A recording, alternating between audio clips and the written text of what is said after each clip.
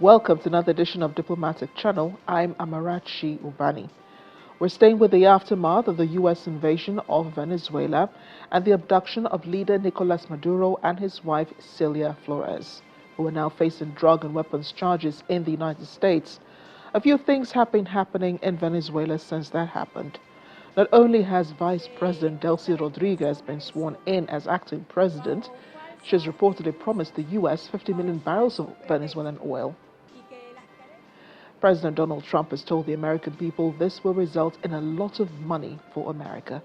Well, we just had a great meeting with the oil executives. We've sort of formed a deal. They're going to be going in with hundreds of billions of dollars in drilling oil, and it's good for Venezuela and it's great for the United States. A lot of money is going to be made. Oil prices will come down, although they are getting down pretty good now without it. And it was a great meeting we had today with the biggest companies anywhere in the world. With Nicolás Maduro gone from Venezuela, some changes have been made. On Wednesday, President of the National Assembly Jorge Rodriguez announced the release of a significant number of Venezuelans and foreigners from prison. Desde este mismo momento. Rodriguez noted that the release process began on Wednesday, and he described the measure as a gesture by the Bolivarian government with a broad intention to seek peace, with the aim that the republic may continue its peaceful life and its pursuit of prosperity. Que nuestra república continúe su vida pacífica y en búsqueda de la prosperidad. Hundreds of political prisoners were released as a result.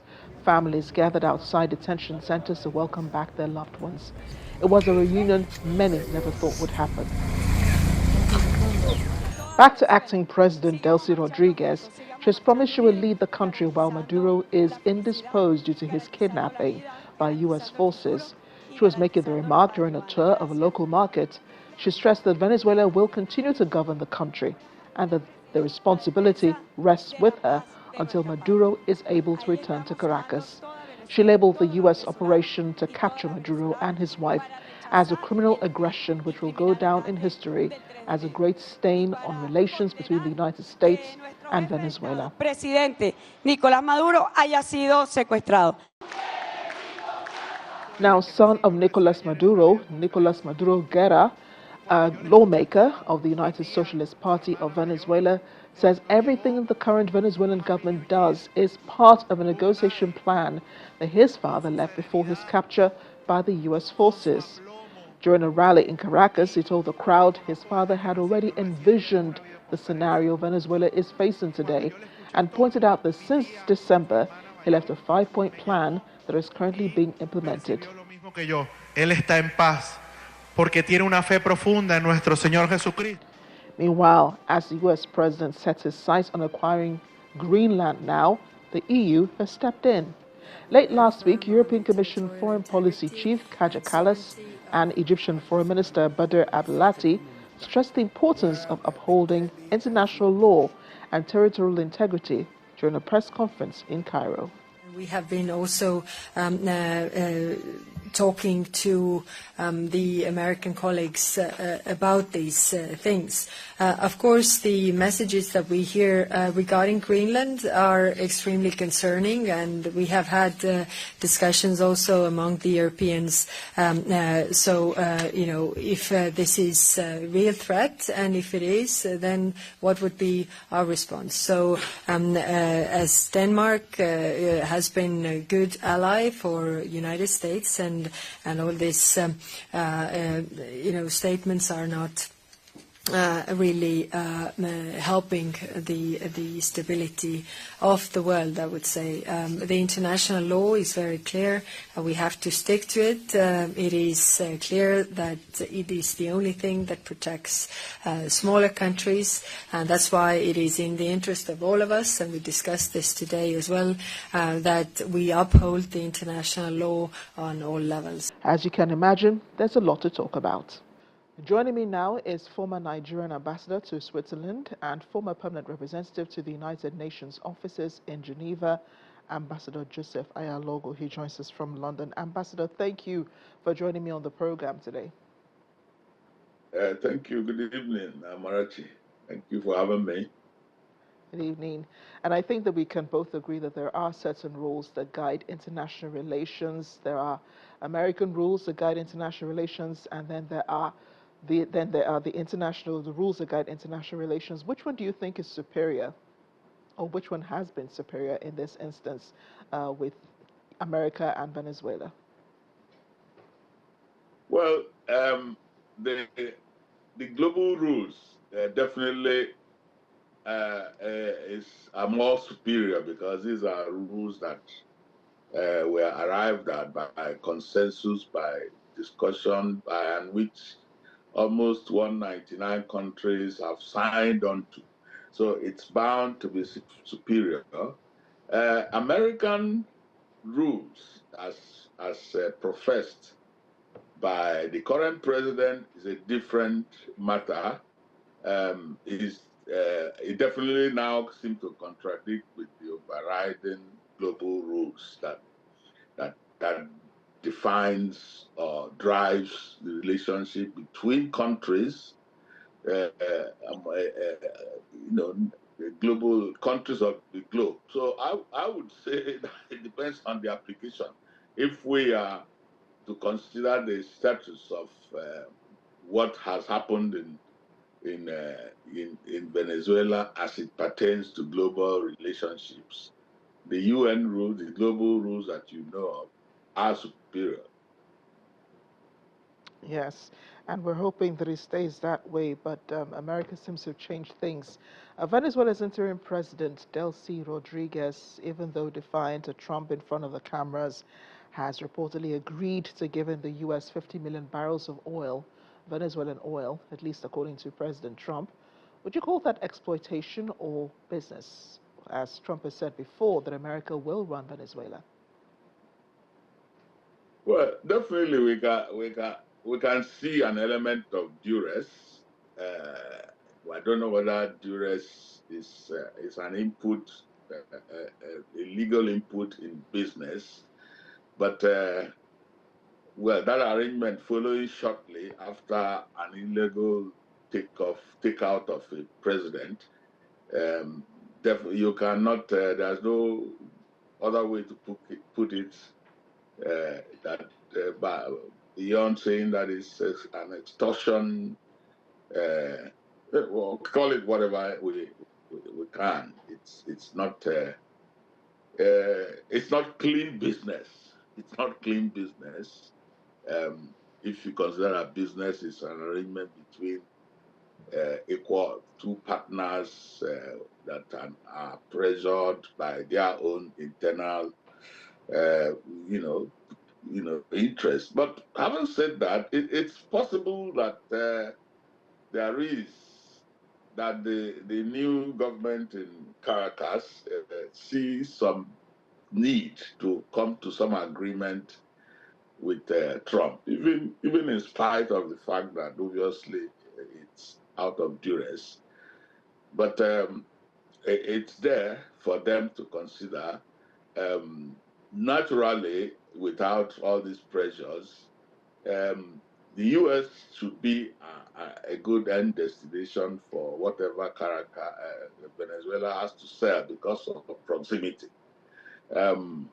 What we who watch from the sides say that laws have been broken, global rules that were designed to protect to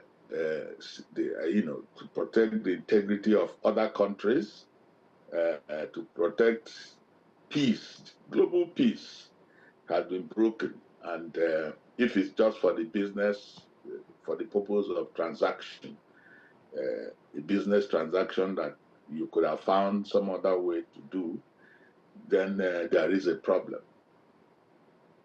Right, and the New World Order has started. America has not only taken over Venezuela, like Trump says, but during the week, the White House announced that the U.S. is pulling membership from 66 global organizations. 31 of them are UN affiliated. What status does this place the U.S. in?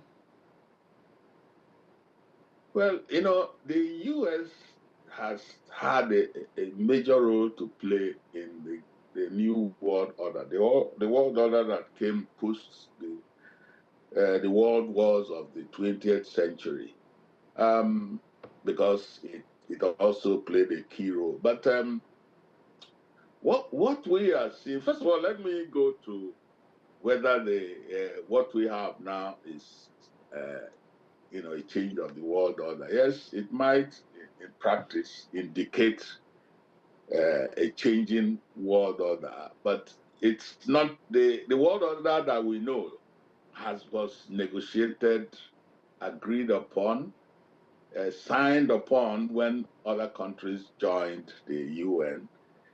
And it was also reached as a result of the knowledge that the world require peace and security to ensure that there is prosperity. That the earlier situation, the Hobbesian situation, I'll call it, where might was right, dog eat dog, was no longer in the interest of humanity. That was the decision that was reached by statesmen following the First and Second World War.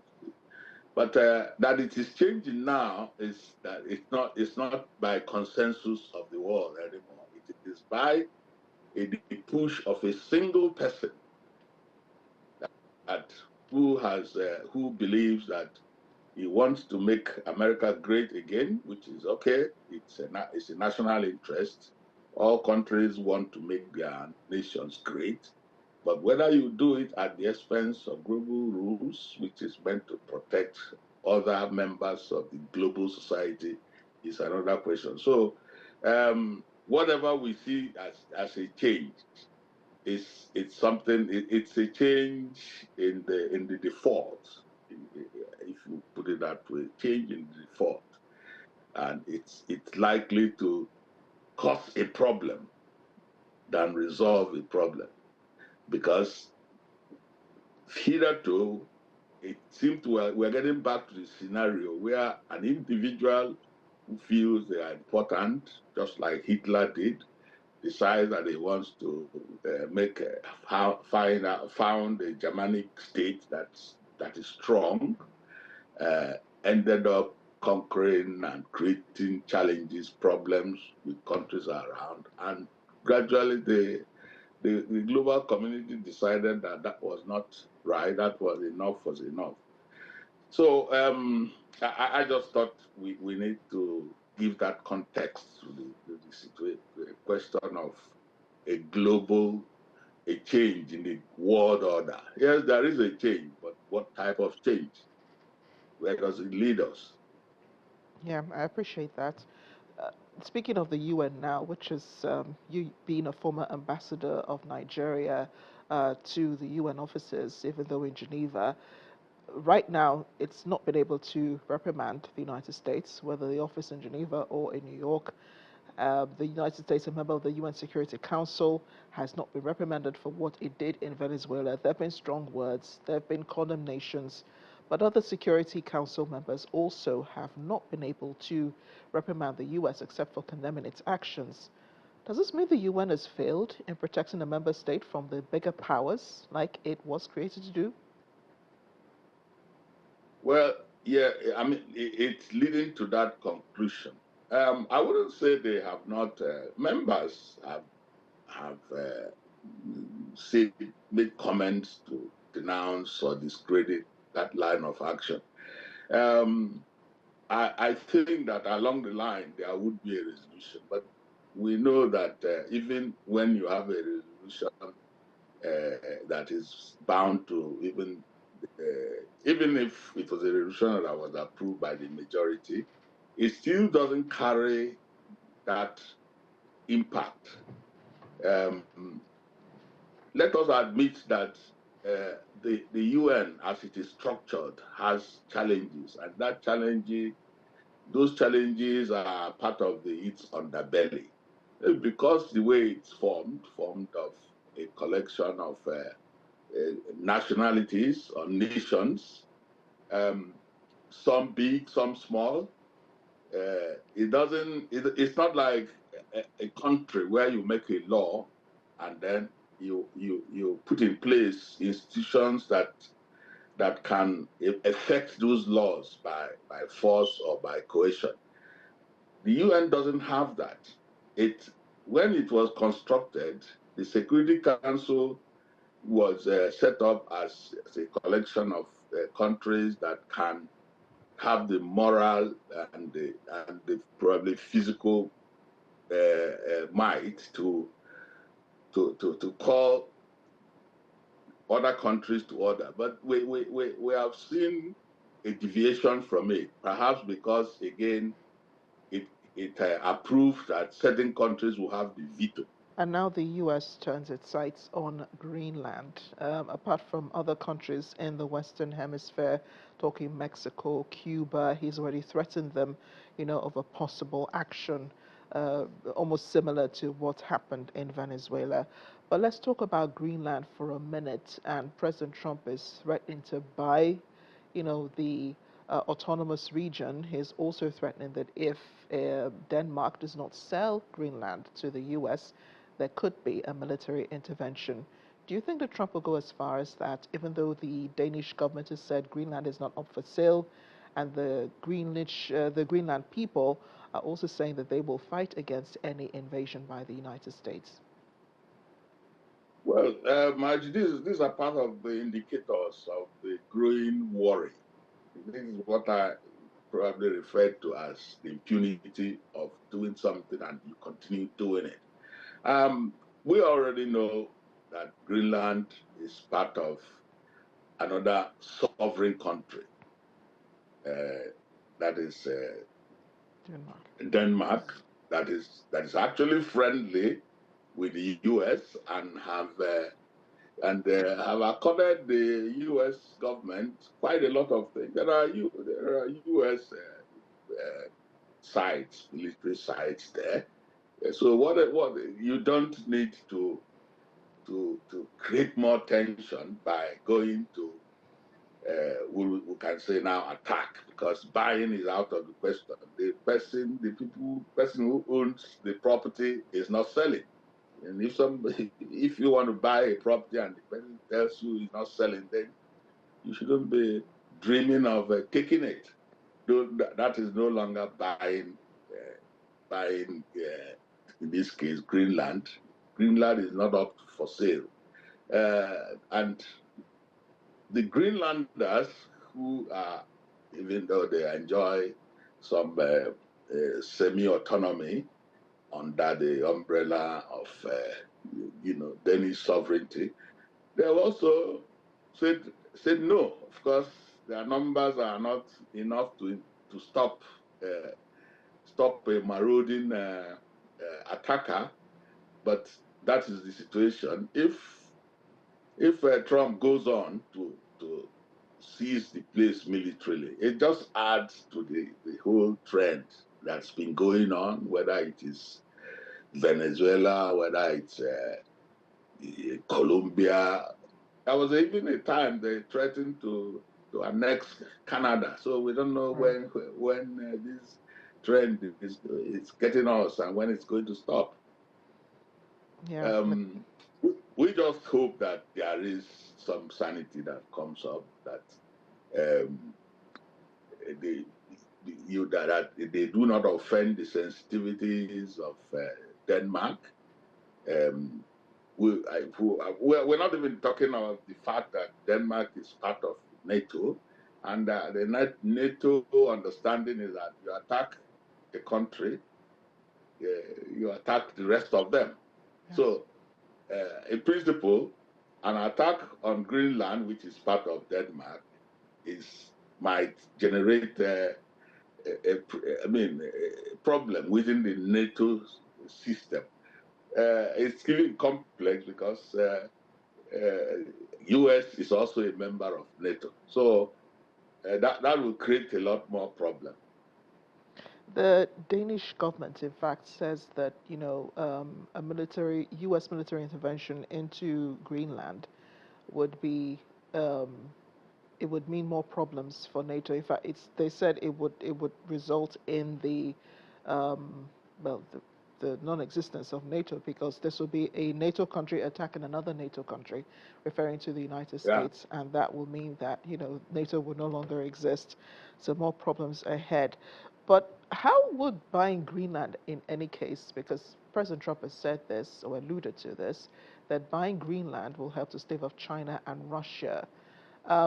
This almost seems like, the United States is expecting some tension between Russia and China, or some futuristic war that should take place between the three countries, and the U.S. needs to be better positioned for that war. Well, in the mind of a leader like Trump, he probably might see a war in future. He might actually be the cause belly of that war. We know that Greenland has been part of Denmark for the past 8 years plus. There hasn't been any indication of a problem from that end. If for the purpose of getting control of the minerals, the assets of that country, and you go on to attack it, then you are setting a precedent, because China, for instance, that has not had an eye on Greenland, would say, well, if Greenland was for grabs, and then there is something that they want there, they would as well go there and begin to try to take it by force. That would also create another brand of a problem, because buying, I don't even want to use buying, because Greenland is not for sale. The owners are for sale. Taking Greenland by force is something that should not be, does not guarantee that the other interested countries, and there are quite a number of interested countries, Canada is, in terms of proximity, is closer to Greenland than the US, China, and so on. Unfortunately, Greenland might be where everybody would come and pitch camp and then fight and so on, which is, of course, undermining global peace and security. Well, the U.S. President Donald Trump, who's, of course, one of our main topics today, says he's considering more strikes on those terrorists in Nigeria. Wanted to get your thoughts on this. Well, his actions in Nigeria is just by chance a different kettle of fish, I would say. The Nigerian government, the government that is in charge legally, have admitted that their interactions with the U.S. with regard to dealing with an internal problem is by an understanding. So if under still that understanding that they strike certain terrorist camps in Nigeria, I would say, well, so be it. It's not an infraction on their part yet, because the Nigerian government had approved it with them. The only message one would send to Nigerian government is that when you are playing with the tiger, you would also be careful, because if you allow unfettered access or intervention in your country, then who knows, the tiger might decide to attack you or take you, grab you somehow. That's what I say. But for now, it's not a worry. It's not a worry because it's not an infraction. It's not in the line of the attack on Venezuela or the proposed attack on Greenland and all the other places. I've heard some American politicians say that they feel that the U.S. should take control of governments faulting in taking care of their people, where there is political crisis.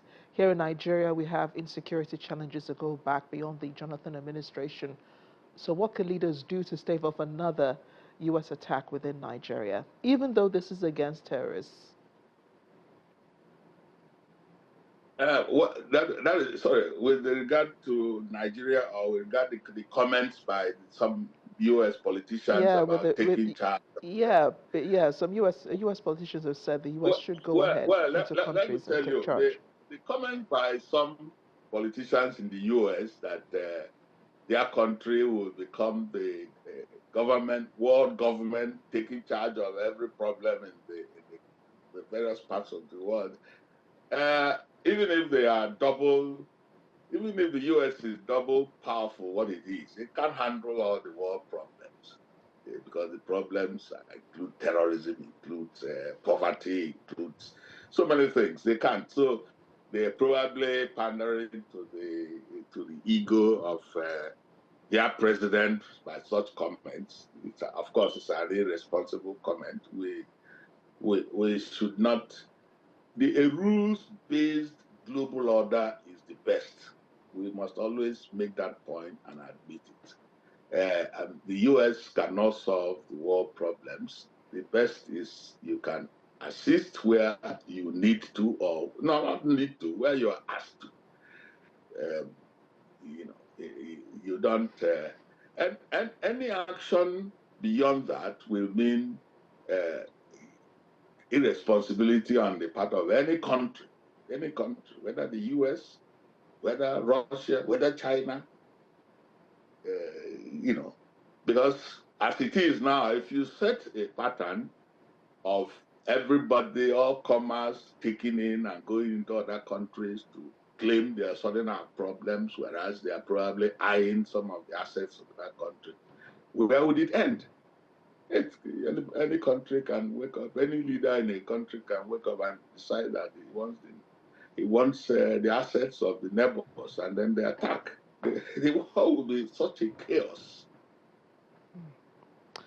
Ambassador Joseph Ayalogu, former Nigerian ambassador to Switzerland and former permanent representative to the United Nations offices in Geneva.